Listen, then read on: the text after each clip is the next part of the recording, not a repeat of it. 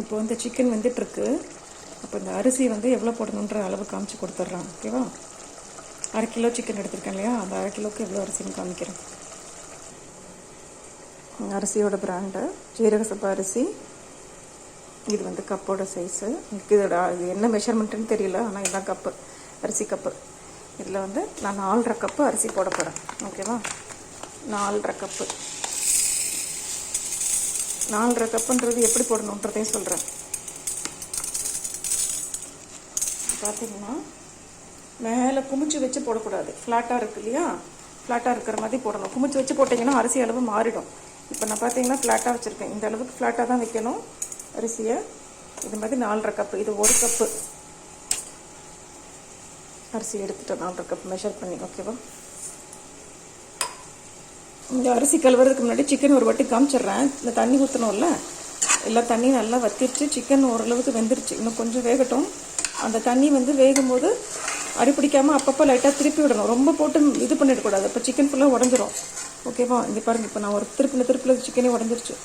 அது மாதிரி உடச்சிடக்கூடாது, லைட்டாக அப்படி புரட்டி விடணும். அடி பிடிக்காமலையும் பார்த்துக்கணும். அடி பிடிச்சதுன்னா அப்புறம் ஃபுல்லாக கருகுன ஸ்மெல் வந்துடும். இப்போ அந்த அரிசியை காமிச்சு கொடுக்குறேன். இந்த அரிசியில் பார்த்தீங்கன்னா ஃபஸ்ட்டு தடவை கழுவும் போது இந்த கலரில் இருக்க வாட்டர். இப்போ நம்ம வந்து கழுவும் போது அரிசியை ஒரு 4-5 வாட்டி இல்லை 6 வாட்டி கழுவணும். தண்ணி வந்து கழுவுற தண்ணி இந்த மாதிரி ஒயிட் கலரில் இருக்கக்கூடாது, கிளியராக இருக்கணும். அது வரைக்கும் கழுவணும்.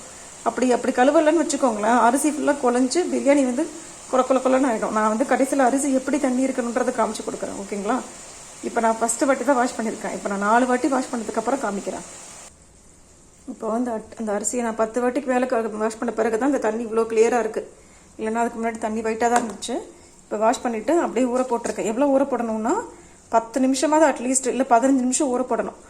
அப்போ தான் வந்து கொஞ்சம், இப்போ தண்ணி இருக்கு இல்லையா, ஊற போட்ட உடனே இந்த தண்ணியெல்லாம் அப்படியே இருத்துட்டு ஃபுல்லாக மேலே வரைக்கும் அரிசி வந்துடும்.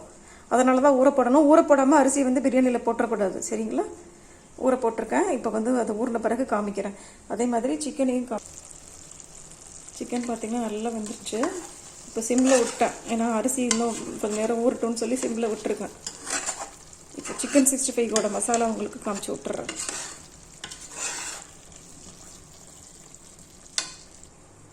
சிக்கன் 65க்கு ஒரு பாத்திரம் எடுத்திருக்கேன். இதில் வந்து சிக்கன் 65ஓட மசாலா காமிக்கிறேன். 1/2 கிலோ போன்லெஸ் சிக்கனோட மசாலா இது. ஓகேவா? இந்த தலை தட்டி சில்லி பவுடர் போடுறோம். 1 2 1/2 ஸ்பூன் 2.5 ஸ்பூன் அளவுக்கு சில்லி பவுடர் போட்டிருக்கேன். இதே அளவு போடணும், இதில் கம்மியாக போடக்கூடாது. கம்மியாக போட்டிங்கன்னா ஃபுல்லாக அந்த சிக்கன் ஒயிட் கலரில் இருக்கும். வறுக்கும் போது பாதி வந்து மசாலா வந்து கடாயிலே போயிடும், சிக்கன் மேலே மசாலாவே ஒட்டாது. இப்போ வந்து 2.5 ஸ்பூன் சில்லி பவுடர் போட்டிருக்கேன். ஒரு ஸ்பூன் ஃபுல்லாக வந்து மஞ்சத்தூள் போடுறேன். தெரியுதுங்களா? 1/2 ஸ்பூன் ஜீரகப்பொடி போடுறேன். 1/2 ஸ்பூன் தான் போட்டிருக்கேன். ஒரு ஃபுல் ஸ்பூன் பெப்பர் பொடி போடுறேன். தெரியுதா? சால்ட்டும் இதே ஸ்பூன்லேயே உங்களுக்கு சொல்லிக் கொடுக்குறேன், அப்போ தான் உங்களுக்கு தெரியும் அளவு. சால்ட்டு இங்கே வைக்கிறேன், சால்ட்டு இதில் போட்டு காமிக்கிறேன். 1.5 ஸ்பூன் சால்ட் போடணும். நிறைய போட்டுறாதீங்க, தலை தட்டி போடுங்க. இப்போ பார்த்தீங்கன்னா கரெக்டாக வச்சுருக்கேன். இது 1 ஸ்பூனு.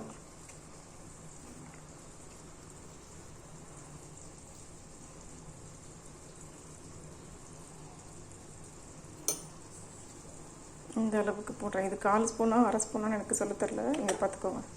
இவ்வளவுக்கு உப்பு போட்டிருக்கேன். இப்போ என்ன போட்டிருக்கேன்? சில்லி பவுடர், மஞ்சள் பவுடர், ஜீரக பவுடர், பெப்பர் பவுடர், உப்பு போட்டிருக்கேன்.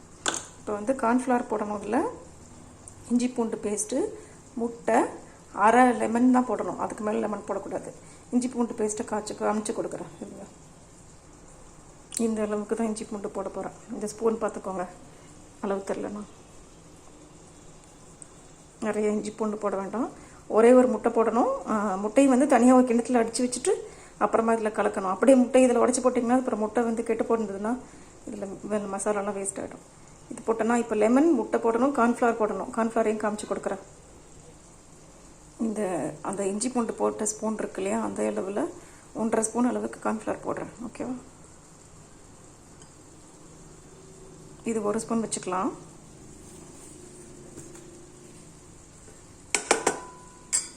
சிக்கனை ஒரு 1/2 ஸ்பூன் அளவுக்கு போடுறேன்.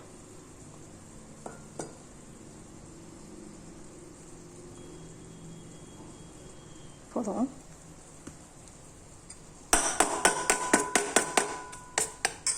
ஒன்றரை ஸ்பூன் அளவுக்கு கார்ன்ஃப்ளவர் போட்டிருக்கேன். உப்பு எல்லாம் போட்டாச்சு இல்லையா? இப்போ முட்டையும் மஞ்சத்தூளும் போடணும். அதே மாதிரி சிக்கன் வந்து கடையில் கொடுக்கும்போது பெருசு பெருசாக துண்டாக இருந்ததுன்னா அது சின்ன சின்ன பீஸாக கட் பண்ணிக்கணும். அதையும் நான் காமிக்கிறேன் உங்களுக்கு, இருங்க. ஓகேவா? இந்த சிக்கன் பார்த்திங்கன்னா எவ்வளோ பெருசு பெருசாக இருக்குதுன்னு காமிக்கிறேன். இவ்வளோ பெருசு பெருசாக போட வேண்டாம், ரொம்ப பெருசாக இருக்குது. இதை ஒன்றையும் 2ஆக கட் பண்ணணும். சரிங்களா? 2 கட் பண்ணிவிட்டு நான் அதை கட் பண்ண பிறகு எவ்வளோ பெரிய பீஸாக இருக்குன்றதையும் காமிக்கிறேன். இப்போ நான் ஃபஸ்ட்டு கட் பண்ணிக்கிறேன். ஏன்னா இந்த ஃபோனை பிடிச்சிட்டே என்னால் கட் பண்ண முடியல. அதனால் கட் பண்ண பிறகு திருப்பி காமிக்கிறேன் உங்களுக்கு. இப்போ இந்த சிக்கன் பெருசு பெருசாக காமிச்சேன் இல்லையா? அதை 2 கட் பண்ணிட்டேன். மீதி சிக்கனையும் நான் கழுவிட்டு போடுறேன். அதுக்கு முன்னாடி இதை ஃபஸ்ட்டு காமிச்சிடுறேன். நீங்கள் என்ன பண்ணுறீங்க, இந்த மசாலாலாம் போட்ட பிறகு தண்ணி ஊற்றி மசாலாவை வந்து நல்லா கலக்கி விட்டுக்கிறீங்க ஃபஸ்ட்டு இல்லையா? நல்லா பேஸ்ட் மாதிரி ஆக்கிட்டு அப்புறம் சிக்கன் போட்டுருங்க. சுத்தமாக ஒரு பொட்டு கூட தண்ணி விடக்கூடாது. சிக்கன்லேயும் தண்ணி இருக்கக்கூடாது, எதுலேயுமே தண்ணி இருக்கக்கூடாது. இப்போ பார்த்தீங்கன்னா ஏதாவது தண்ணி தெரியுதுங்களா? தெரில இல்லையா? அதே மாதிரி ஒரு ட்ராப் கூட தண்ணி விடக்கூடாது. லெமன் ஜூஸும் முட்டை மட்டும்தான் விடணும். அதிலேயே இதை வந்து கலக்கணும். இப்போ நான் வந்து தண்ணி எதுவுமே விடலை. இதில் இவ்வளோ சிக்கன் போட்டிருக்கேன்ல, மீதி சிக்கனையும் நான் போட்டுட்டு உங்களுக்கு பிசையும் போது காமிக்கிறேன். முட்டை போட்டுட்டு பிசையும் போது காமிக்கிறேன். தண்ணி விடக்கூடாது. சரிங்களா? எப்படி இருக்கட்டும். ஒரு முட்டையும் 1/2 லெமனும் போட்டேன். ஃபுல் சிக்கனையும் போட்டேன். இப்போ வந்து பிசைஞ்சு காமிக்கிறேன்.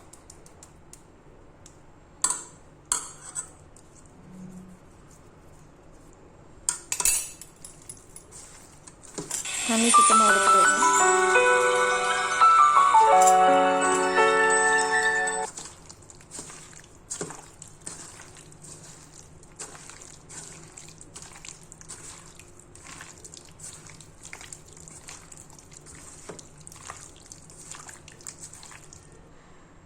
சிக்கன் கலர் பார்த்துக்கோங்க. இந்த மாதிரி கலரில் இருக்கணும். கரெக்டாக 2.5 ஸ்பூன் வந்து சில்லி பவுடர் போட்டிருக்கேன். அதே மாதிரி ஸ்பூனை விட்டு கலக்குனீங்கன்னா சரி, ஒரு பக்கமாக சால்ட் இருக்கும், ஒரு பக்கம் மசாலா எதுவும் போகாமல் இருக்கும். கையை போட்டு நல்லா பிசைஞ்சு கலக்கி வச்சுருங்க. சரிங்களா? இப்போ நான் நல்லா மிக்ஸ் பண்ணிட்டேன். முட்டையும் போட்டேன், எல்லாத்தையும் போட்டேன். மிக்ஸ் பண்ணிவிட்டு இது வந்து 20 நிமிஷம் இல்லை 1/2 மணி நேரமாவது ஃப்ரிட்ஜில் வைக்கணும். அப்படி உடனே போட்டு பொரிச்சிங்கன்னா முட்டையில் இருக்க ஃபுல்லாக நிறையா வந்து பொரிக்கவே வராது. ஃபுல்லாக நுரையாயிடும் எண்ணெய் ஃபுல்லாக. அதனால் உடனே பொரிக்கக்கூடாது. 1/2 மணி நேரம் ஃப்ரிட்ஜில் வைக்கணும். ஓகேவா? இந்த அரிசி ஊற வச்சுருந்தோம் இல்லையா? அந்த அரிசி நல்லா ஊறிடுச்சு. தண்ணி பார்த்திங்கன்னா தெரியும். தண்ணியை ஃபுல்லாக எடுத்துக்கிச்சு. அரிசி பெருசாகிடுச்சு.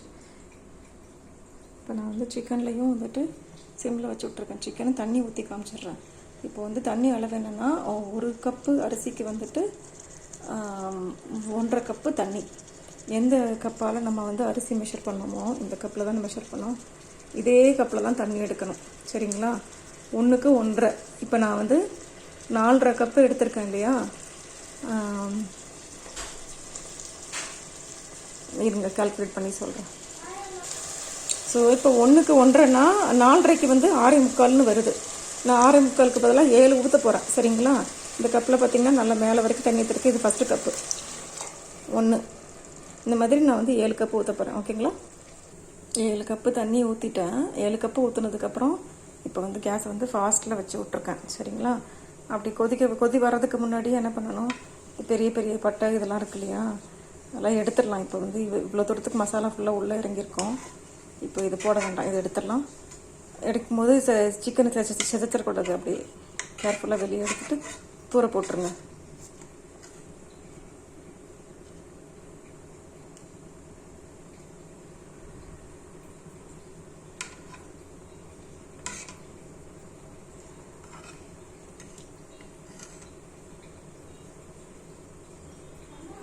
என்னப்பா ஹால் இல்லையா? 2 minutes. I am just making biryani. After that you can put. Give me 2 minutes.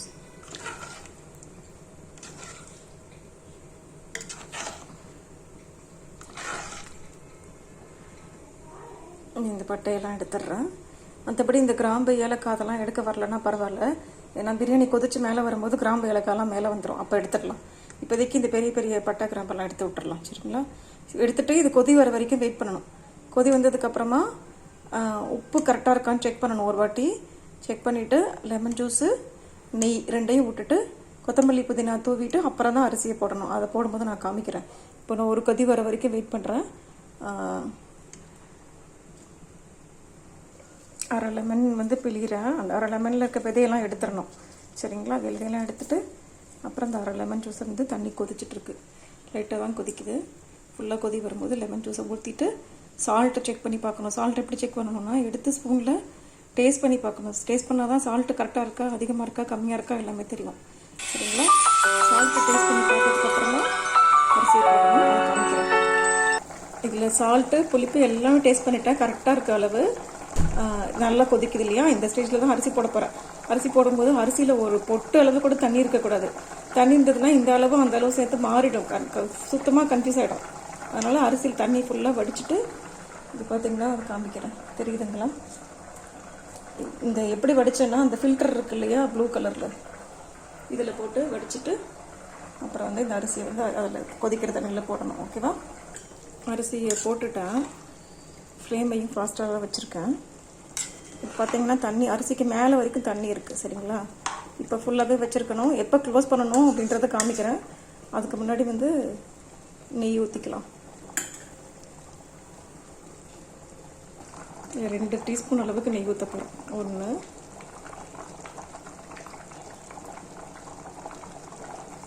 2 ஊற்றிடுறேன். ஊற்றிட்டு அதே கரண்டியை உள்ளே கொஞ்சம் டிப் பண்ணி விட்டிங்கன்னா நெய் ஃபுல்லாக உள்ளே போயிடும். சிக்கனை உடச்சிடக்கூடாது. அதே மாதிரி இந்த ஸ்டேஜில் வந்து தரையில் கீழே அடியில் வந்துட்டு குக்கரில் அடிப்பிடிக்குதான்னு லைட்டாக ஒரு வாட்டி பார்த்துக்கோங்க.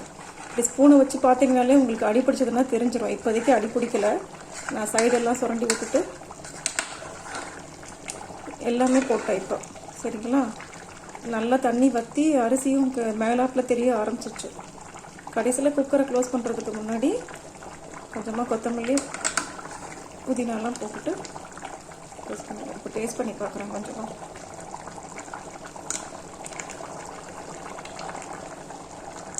இந்த ஸ்டேஜ் பார்த்துக்கோங்க. இதில் வந்து ஃபாஸ்ட்டாக இருக்குது கேஸ். அந்த ஸ்டேஜில் வந்து தண்ணி இவ்வளோ தான் இருக்குது. மற்றது எல்லாத்தையும் அரிசி உறிஞ்சிருச்சு. இவ்வளோ தண்ணி லைட்டாக, அதாவது இவ்வளோ தூரத்துக்கு தண்ணி இருக்கும் போதே நம்ம குக்கரை வந்து மூடிடலாம். ஆனால் அதுக்கு முன்னாடி ஃபஸ்ட்டு என்ன பண்ணணும், இதை வந்துட்டு ஃபுல் கேஸில் இருந்து கொஞ்சம் சிம்பிளாக வைக்க வேண்டாம். இதுதான் ஃபுல் சிம்மை விட கொஞ்சம் அதிகமாக. சரிங்களா? ஃபுல்லாக ஃபாஸ்ட்டாகவும் வைக்க வேண்டாம், கொஞ்சம் மீடியமாக வைங்க. வச்சுட்டு இப்போ காமிச்சிடுறேன் எப்படி இருக்குன்னு சொல்லிட்டு. தெரியுதுங்களா? தண்ணி வற்றி இப்போ லைட்டாக கூட அடி பிடிக்கிற மாதிரி இருக்குது. அதனால் நான் இப்போ சிம்மிலே வச்சிடுறேன். ஃபுல் சிம்மில் வச்சிடுறேன். தண்ணி நல்லா வற்றிச்சு. ஃபுல் சிம்மில் வச்சுட்டேன். இப்போ வந்து இதில் கொத்தமல்லி புதினா போட்டு விட்டுறேன். மறுபடியும் இதே அளவுக்கு கொஞ்சம் கொத்தமல்லி, நல்லா ஒரு கைப்பிடி அளவுக்கு புதினா எடுத்துருக்கு. நல்லா வாஷ் பண்ணணும் கொத்தமல்லி புதினா. ஓகேவா? இது அப்படியே விட்டுறலாம். இதை வந்து மிக்ஸ் பண்ண வேண்டாம், அப்படியே இருக்கட்டும். இப்போ வந்து குக்கர் மூடியை நான் போட போகிறேன். போடுறதுக்கு முன்னாடி அளவு காமிச்சிட்றேன் தண்ணி எவ்வளோ இருக்குன்னு. தெரியுதுங்களா? இவ்வளோ தான் தண்ணி இருக்குது. மற்ற தண்ணியெல்லாம் ஃபுல்லாக உறிஞ்சிருச்சு. இப்போ சிம்மில் வச்சுட்டு மூடி போடுறேன். மூடி போடும்போது விசிலோடு போடணும். ஓகேவா?